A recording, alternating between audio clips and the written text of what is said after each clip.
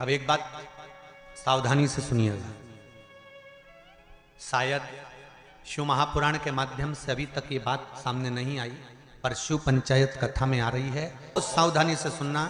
एक प्रश्न हमारे भीतर खड़ा होता है, जब हम सूर्य नारायण भगवान को अर्घ देते हैं, जल चढ़ाते हैं, तो वो जल पृथ्वी पर जब गिरता है तो उसके छींटे हमारे शरीर पर लगते हैं। क्या वो ठीक है? क्या वो श्रेष्ठ है? तो शिव महापुराण की कथा कहती है, जब हम सूर्य को अर्घ देते हैं, सूर्य को जल चढ़ाते हैं, वो पानी जब पृथ्वी पर गिरता है, उसके छींटे हमारे शरीर पर लगते हैं, तो वो श्रेष्ठता का भाव निर्मित करते हैं। वो गलत नहीं हो सकता। कारण अब वो भी समझ लीजिए।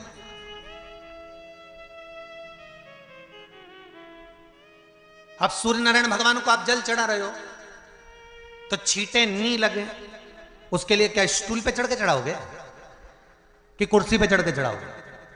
अरे बोलो तो सही। अब कई लोगों के दिमाग में यह बात भरा गई कि हम भगवान को जल चढ़ाते हैं, वो हमारे शरीर में छींटे लगते हैं, जमीन पे से पानी गिरता है, वो हमारे शरीर को छींटे लगते हैं, भगवान को अच्छा नहीं लगता होगा। कौन ने कहा? पहले तो उसको पकड़ के ला। मेरे राम जी महाराज, मेरे भगवान कृष्ण, बड़े बड़े संत, साधु, सन्यासी, तपस्वी, साधक, उपासक जितने भी हुए, जिन्होंने सूर्य की आराधना करी, इन्होंने टेबल पे चढ़कर या कुर्सी पे चढ़कर जल नहीं चढ़ाया। इन्होंने पृथ्वी पर खड़े होकर ही, क्योंकि पृथ्वी तत्व के देव हैं शिव। जब हम मृत्यु लोक पर खड़े होकर, पृथ्वी पर खड़े होकर भगवान शंकर का भाग पृथ्वी तत्व को धारण कर कर जल को हाथ में लेकर जब समर्पित करते हैं, और जो जल नीचे गिरता है वो शरीर पर अगर लगता है तो हमको उसका आशीर्वाद ही प्राप्त होता है, दोष नहीं लगता। पर लोगों ने इसको विपरीत कर दिया। कि कौन ने विपरीत करा? कई लोगों ने इसको विपरीत कर दिया। कौन ने विपरीत करा? तो जो दूसरे धर्म के लोग होते हैं, जिनको हिंदू धर्म से नफरत होती है और जो हिंदू धर्म की पूजन, सेवा, अर्चना को समाप्त करना चाहते हैं, वो धीरे धीरे धीरे धीरे कहने लगे कि सूर्य को जल चढ़ाओगे तो शरीर में लगेगा, शरीर में लगेगा तो दोष लगेगा। इसको कह कहकर घर घर में सूर्य को जल चढ़ाना लोगों ने बंद कर दिया कि आप जल चढ़ाएंगे तो दोष लगेगा, शरीर पे छींटा लगेगा, शरीर को ऐसा लगेगा। ये दोष नहीं है। कितनी सुंदर बात है महाराज। सूर्य नारायण भगवान को जब जल चढ़ाया जाता है, हाथ सिर से 8 इंच की दूरी पर होना चाहिए। जम के बोलिए, सिर से कितना ऊंचा होना चाहिए? 8 इंच ऊपर अपना हाथ होना चाहिए मस्तक से सूर्य को जल चढ़ाते समय। और ना चांदी का, ना स्टील का, ना लोहे का, ना प्लास्टिक का, ना कांच का, ना सोने का कोई बर्तन, ना कांसे का, ना एल्युमिनियम का,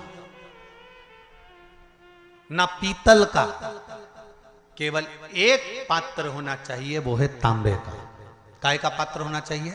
तांबे का पात्र।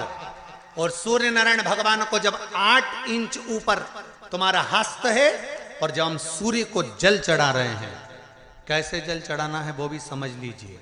अगर कोई कैंसर का मरीज है, जिसके चेस्ट में कैंसर आ गया हो, लेफ्ट में, राइट में कहीं पर कैंसर आ गया हो, या कोई गठान आ गई हो, तो महाराज आप जल चढ़ाते समय उस जल की धार को सूर्य भगवान को जब चढ़ा रहे हो, तो धार आपकी गठान की ओर जाना चाहिए, जिससे सूर्य की किरण उस जल में से आपके उस स्थान पर पड़े, उस जगह पर पड़े जहां पर गठान है।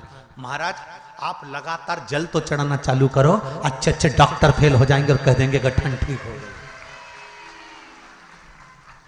आपका लीवर और किडनी गड़बड़ कर रहा है, आप प्रतिदिन, आपका स्वास्थ्य गड़बड़ रहता है, आप प्रतिदिन ये ज्योतिष शास्त्र के अंतर्गत, रत्न शास्त्र के अंतर्गत, ये रत्न शास्त्र, ज्योतिष शास्त्र, रंग शास्त्र जो हमारे यहाँ है, रंगों के हिसाब से ये जितने रत्न होते हैं, माणिक हुआ, मोती हुआ, नीलम हुआ, मूंगा हुआ, पुखराज हुआ, ये क्यों कहते हैं ये पीला है, ये सफेद है, ये नीला है, ये लाल है, इसको शरीर में क्यों पहनाते हैं? उसका कारण होता है कि जब शरीर में पहनते हैं, सूर्य की किरण उसमें पड़ती है, हमारे शरीर पर वो कलर का इफेक्ट पड़ता है, उस कलर को शरीर पर लगता है, और शरीर पर लगता है तो हमारा शरीर धीरे धीरे, हमारी जो इंद्रियां हैं वो सही होने लगती हैं, काम सही होने लगता है। तो आप कहते हो ना सब, मैं कौन सा नक पहनूं, मैं कौन सा मोती पहनूं, मैं कौन सा पुखराज पहनूं, मैं कौन सा नीलम पहनूं, वो ज्योतिष शास्त्र के अंतर्गत, रत्न शास्त्र के अंतर्गत जितने रत्न हम पहनते हैं, ये केवल उस किरण के लिए ही तो पहनते हैं कि जो सूर्य की किरण मिले, उस किरण का प्रभाव हमारे शरीर पर पड़े।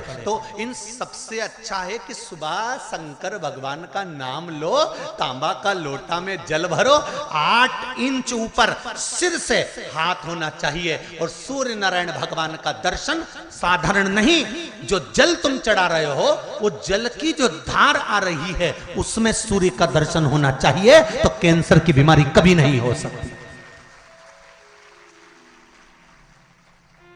लीवर, किडनी, हार्ट, आपके हार्ट में अगर तकलीफ है, डॉक्टर ने कह दिया कि इसमें नस चोक है, आपको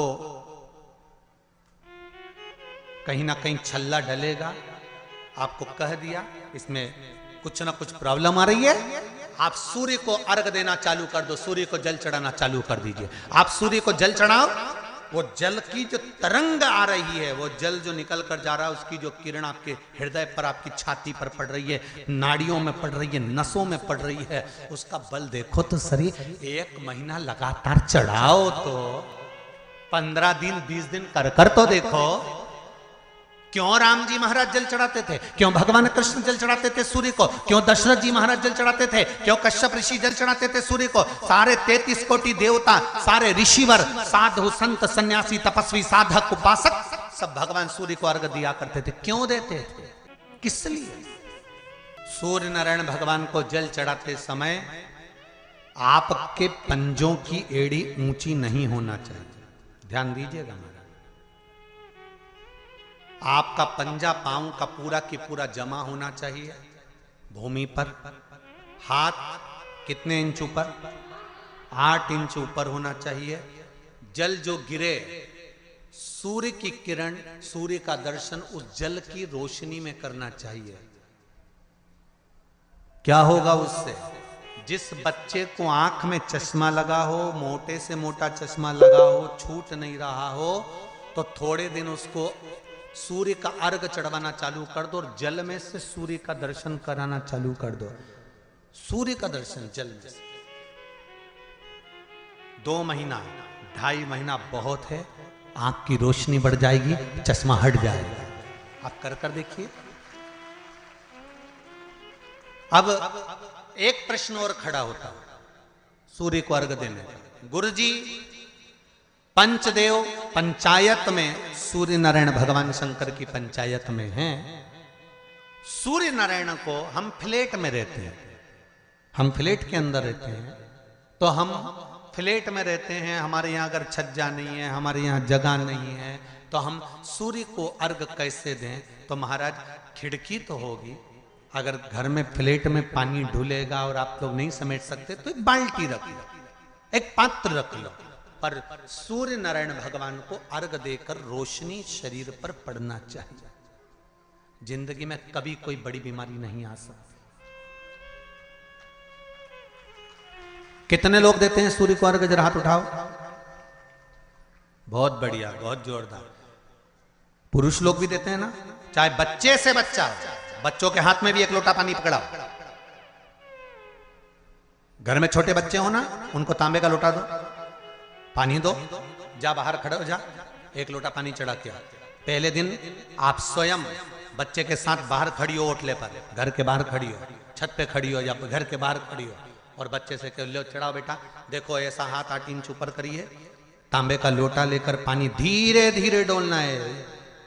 जैसे वो स्लो मोशन के सीन नहीं होते नाटक में, ये एकदम धीरे धीरे धीरे, बस नहीं तो मालूम पड़े छोरा छोरी एक साथ उंडेल के अंदर नहीं। जल चढ़ाते समय उस पानी में से सूर्य की किरण पड़ना चाहिए, सूर्य की किरण। एक बात और कहना चाहूंगा, अगर आप लोग स्वीकार करेंगे तो, अगर कहीं आपको लगता हो कि बच्चा पढ़ने में कमजोर है, विद्या में कमजोर है, रिजल्ट अच्छा नहीं आ रहा, पढ़ने में कमजोर है, वो पढ़े अपनी जगह पढ़े, वो कार्य करे अपनी जगह करे, मेहनत करे अपनी जगह करे। बच्चों को कह दो कि कुछ समय के लिए सूर्य को अर्घ देना चालू कर। सूर्य की किरण जहां पर ब्राह्मण या हिंदू धर्म का व्यक्ति मस्तक पर तिलक लगाता है, भुकुटियों के बीच में उस सूर्य की किरण इस भुकुटी के बीच पड़ना चाहिए, परंतु पानी कम से कम ना करते हुए स्लो मोशन में धीरे धीरे गिरना चाहिए, एकदम धीरे धीरे। तो यहां एक रेखा सूर्य की किरण से पड़ती है।